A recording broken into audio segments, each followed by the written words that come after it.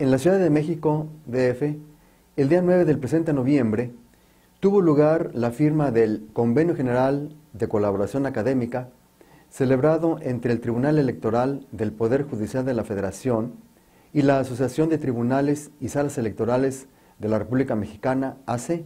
en el auditorio José Luis de la Peza de la Sala Superior del propio tribunal, con la presencia de varios magistrados provenientes de diversos tribunales electorales de la República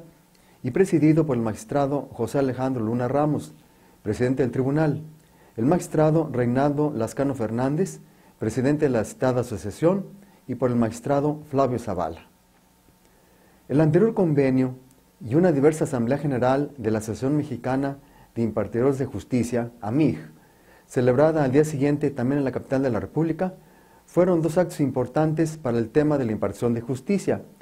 tanto por los mensajes expuestos al respecto, como por la intervención de muchos juzgadores, profesionales e investigadores sobre el tema justicial. En su oportunidad, el magistrado Luna Ramos expresó, entre otros, los siguientes conceptos. La democracia requiere de jueces electorales éticos, imparciales, objetivos y profesionales. Los tribunales y las salas electorales son la vía para legitimar a las autoridades electas y garantizar a los ciudadanos el disfrute de sus derechos político-electorales. La democracia mexicana requiere de juzgadores electorales que se distingan por su integridad ética, que sean identificados por su independencia, imparcialidad, objetividad, profesionalismo y excelencia para convertirse en referentes de la función jurisdiccional y por lo tanto del servicio público. Solo un juez preparado y actualizado podrá encontrar solución a los conflictos que se someten a su jurisdicción, y la consolidación de la democracia mexicana ha sido posible gracias al desarrollo de sus instituciones y a la fortaleza que éstas han adquirido. Por su parte, el magistrado electoral Lascano Fernández, a nombre de los magistrados de esa materia en la República, reiteró profesionalismo y plena disposición de los juzgadores que integran esos tribunales de cumplir cabalmente con las características enumeradas por el presidente de la Sala Superior antes reseñadas. En el diverso acontecimiento, también de carácter nacional, que reunió a los asociados de la impartición de la justicia provenientes de diversos organismos jurisdiccionales, tribunales, juzgados, juntas de conciliación en materia civil, penal, administrativa, laboral y agraria, estuvieron al frente el presidente de la Suprema Corte de Justicia de la Nación,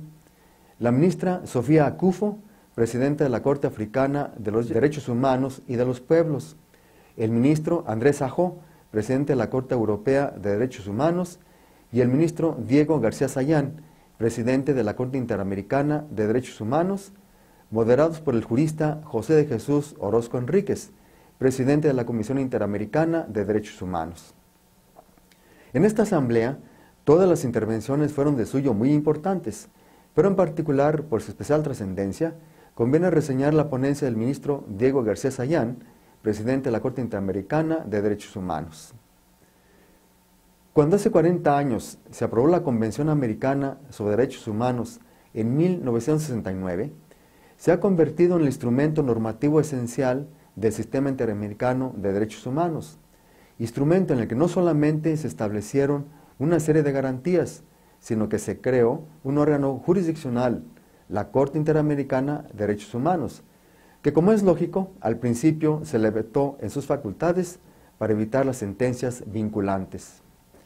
Que cuando se adoptó esa decisión, el contexto latinoamericano era muy distinto al que actualmente rige. Era la paradoja de la existencia de estados gobernados por regímenes dictatoriales y autoritarios, y en donde surgía, casi aparentemente contradictoria, la adopción de la Convención en ese contexto. Había que aceptarlo en forma escéptica, cualquiera que fuera el sentido de esa convención. Y en el caso específico de la Corte Interamericana, apuntaba en direcciones como la siguiente. ¿Habrá acaso quien lleve un asunto a la Corte Interamericana alguna vez?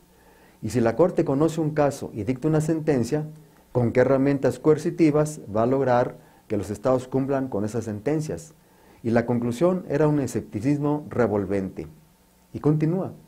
Existía una suerte de sospecha de que si eventualmente ese Tribunal Interamericano se abocara a consolidar y ponerlo seriamente en marcha, ¿cuánto significaría ello atraer las atribuciones de carácter nacional y otras funciones importantes de los Estados miembros, concentrando sus funciones y disminuyendo el peso del poder de la justicia nacional? Han pasado ya todos esos años y la realidad que nos arrojan los resultados son distintos, pues bajo ninguna circunstancia sigue campeando el escepticismo que prevalecía en todos los países en aquel entonces. A la Corte Interamericana se llega como una instancia supletoria, luego del agotamiento de la jurisdicción interna. Pero en el caso de la Corte, si una persona comparece argumentando sobre sus derechos que han sido violados, lo tiene que hacer a través de la Comisión Interamericana de Derechos Humanos, la que presenta el caso ante la Corte Interamericana, redactando o sintetizando la violación que se desprenda de los hechos que se ponen en su conocimiento y rinde un informe, sobre lo cual resolverá la Corte. Más adelante, el propio presidente de la Corte Interamericana, después de abundar de otras características de la misma, concluye que cuando la Corte ha sentenciado a reparaciones económicas, tareas de reposición que pueden suponer cambios informativos, reforma de instituciones nacionales, medidas y procedimientos de seguridad, son casos a veces de compleja ejecución y de difícil cumplimiento. Y sin embargo, un balance arroja que en más del 80% de los casos, los Estados miembros han pagado y cumplido las ejecutorias, e inclusive modificaciones de disposiciones constitucionales, como ha ocurrido en Colombia, Perú y Argentina, que han tenido que aceptar las decisiones de la Corte Interamericana, y muy recientemente el cumplimiento de una sentencia por la Suprema Corte de Justicia de México. Para concluir, un resultado de las anteriores reseñas de los dos actos nacionales sintetizados, es posible encontrar una información muy actualizada de los prolegómenos que deben observar tanto la impartición de la justicia electoral en favor de la democracia en nuestro país, así como la creciente importancia transnacional que ha ido adquiriendo a través de su trabajo y de la profundidad de sus sentencias, la Corte Interamericana de los Derechos Humanos con residencia en San José, Costa Rica, que después de haber iniciado su cometido con vetos adversos de algunos países americanos, ahora sus ejecutorias, en más de un 80%, son acatadas y respetadas por Estados miembros, incluidos desde luego nuestro país. Agradezco su atención.